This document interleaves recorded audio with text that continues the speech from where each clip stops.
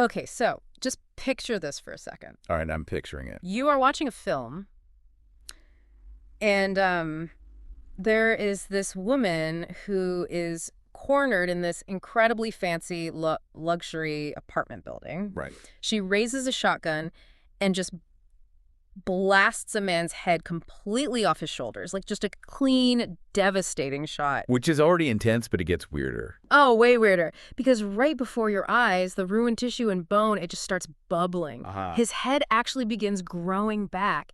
And if that visual isn't unhinged enough, the source material we are looking at today highlights this one specific crazy detail. The eyeball. Yes, his severed eyeball, the one that, flew across the room from the impact of the shotgun blast, it suddenly becomes sentient. Yeah, it literally starts rolling across the hardwood floor. Swiveling around, tracking the protagonist, and actively stalking her down a brightly lit penthouse hallway. It is just insane. It's an intensely visceral, chaotic sequence to even try and visualize.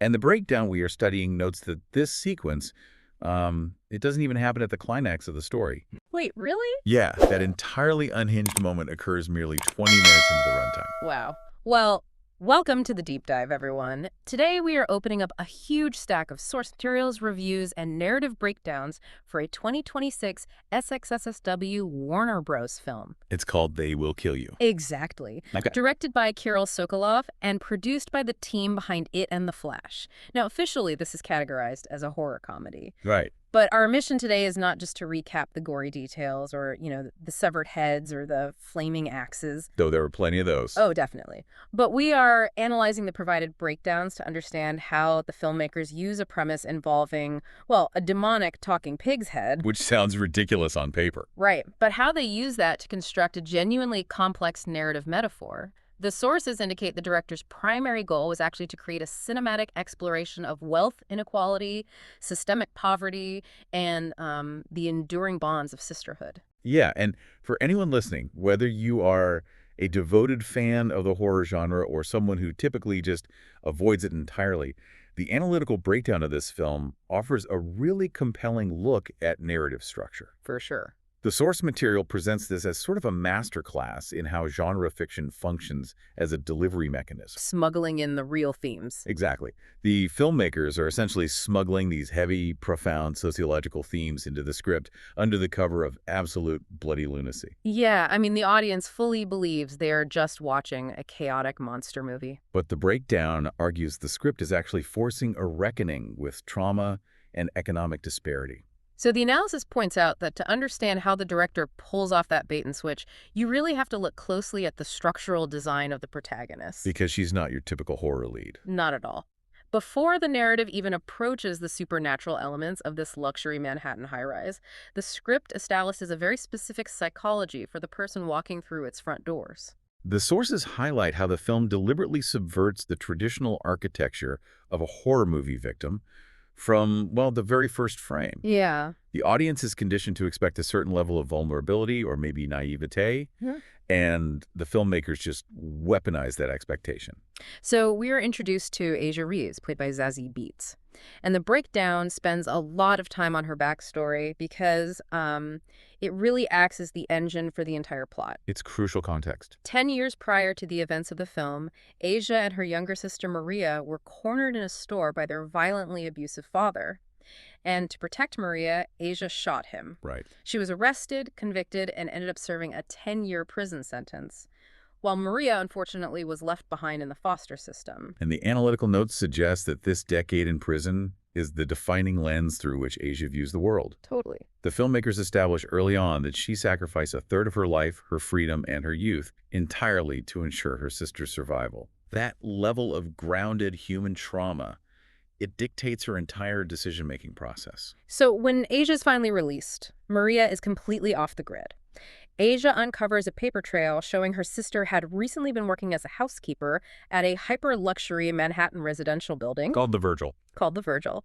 But Maria isn't answering her phone, her emergency contacts are dead ends, and she has basically just vanished. So Asia does what the script has already proven she is willing to do. She goes to extremes. She answers a cryptic housekeeping ad for the Virgil simply to get inside the building and search for her. But there's a really important detail here. Right, the source material flags a crucial cinematic detail regarding her arrival. On day one, when Asia moves into the basement maid's quarters, she smuggles a massive military-grade arsenal of weaponry into her room. Yeah, she is not packing a canister of pepper spray and a flashlight.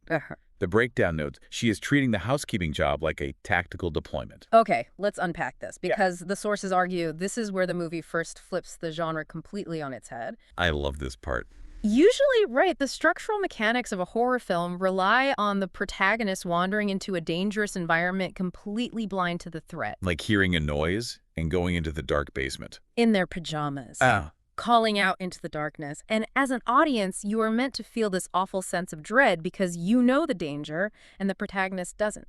But in this script, the filmmakers reverse the dynamic entirely. Asia treats this unknown environment with maximum hostility from the jump.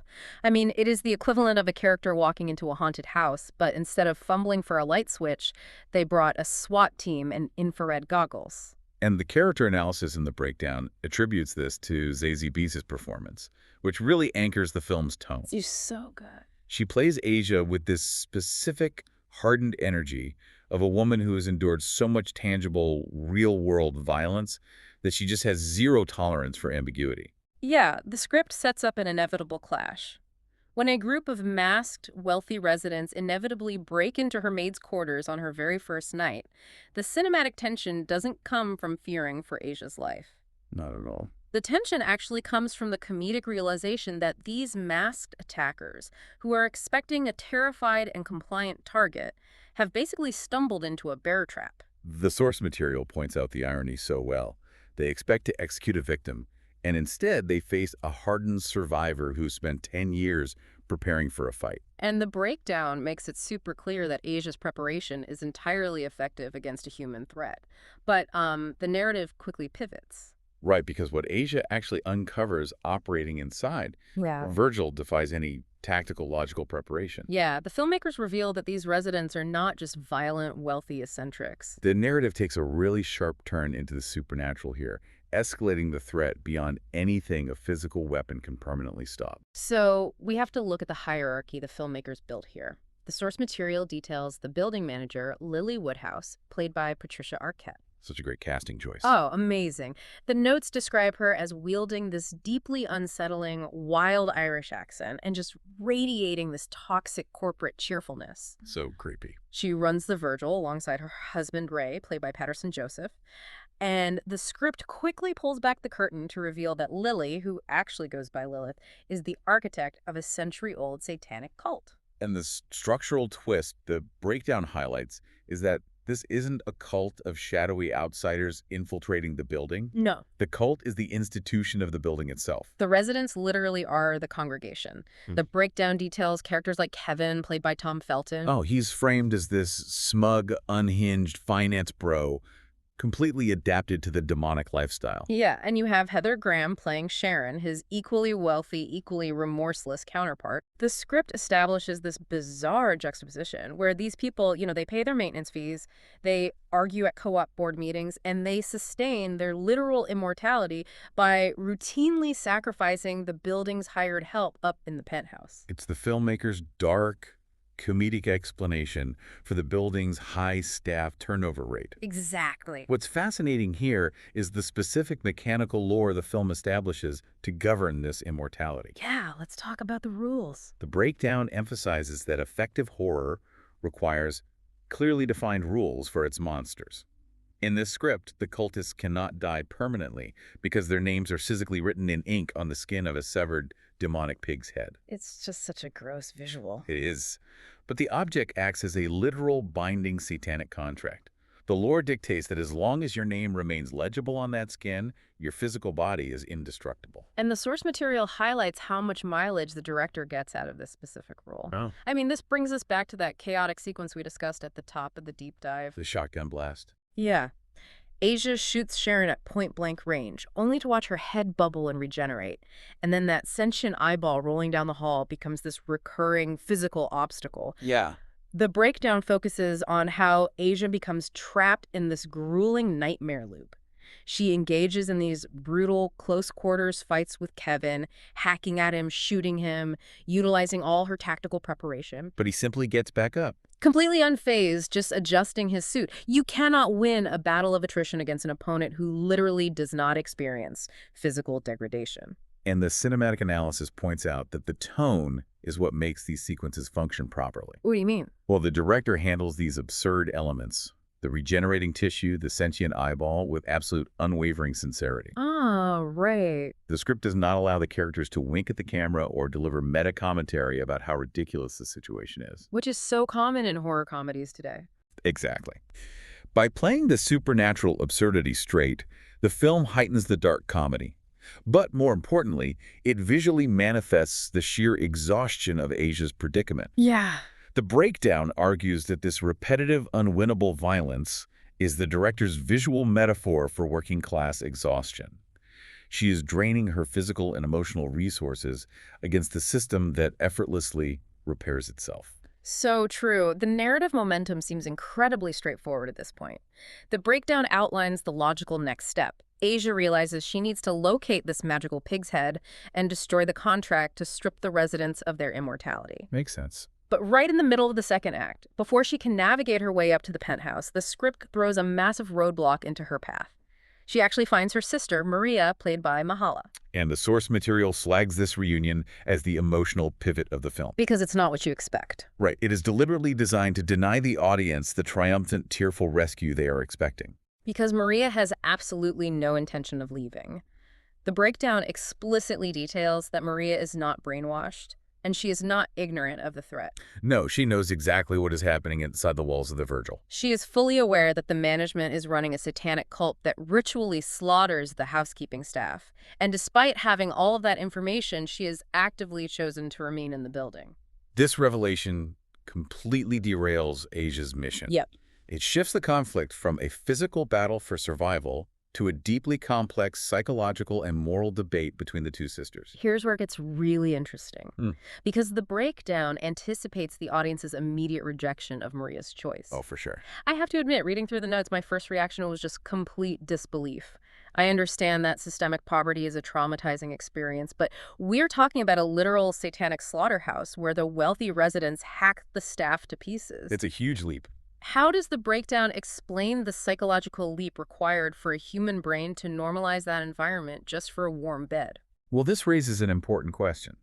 And the breakdown identifies this specific debate as the philosophical core of the entire movie. Okay. According to the analysis, the filmmakers are asking why individuals remain trapped within toxic, abusive, or dangerous systems. Right. The external observer often attributes this to ignorance, the assumption that if the victim only understood the true nature of the danger, they would obviously flee. But the script ensures Maria possesses all the facts. Exactly. The psychological leap you mentioned is explained in the source material through the lens of institutionalization and survival trauma.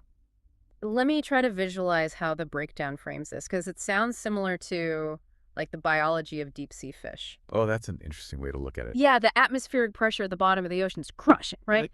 And these creatures have entirely adapted their physiology to survive it. If you try to rescue them by pulling them up to the beautiful, sunny surface, the lack of pressure literally causes them to explode. That's a great analogy. Maria has basically adapted to the crushing, violent pressure of the Virgil because the normal world above ground is what actually destroys her. That is a very accurate representation of the film's thematic argument. The breakdown details Maria's backstory while Asia was incarcerated. It wasn't good. No. Maria lived with her abusive father until his death, then navigated a series of dangerous, precarious living situations, constantly facing the threat of starvation and exposure. Wow. The analysis argues that the film posits a bleak worldview.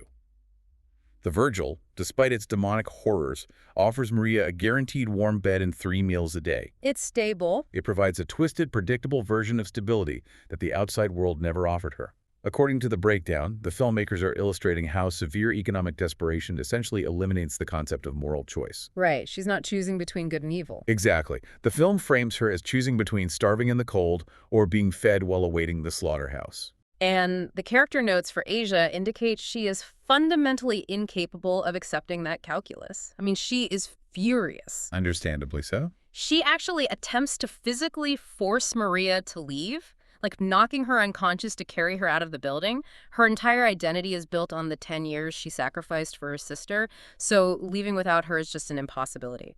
But the breakdown shows that this profound moral impasse ultimately drags both of them directly into the film's climax. Which is wild. The narrative takes all of that philosophical tension regarding survival and complicity and forces it to a breaking point during a massive bloody ritual in the penthouse. Oh man, the sources describe the final act as absolute chaotic mayhem. Asia and Maria are captured and dragged to the top floor.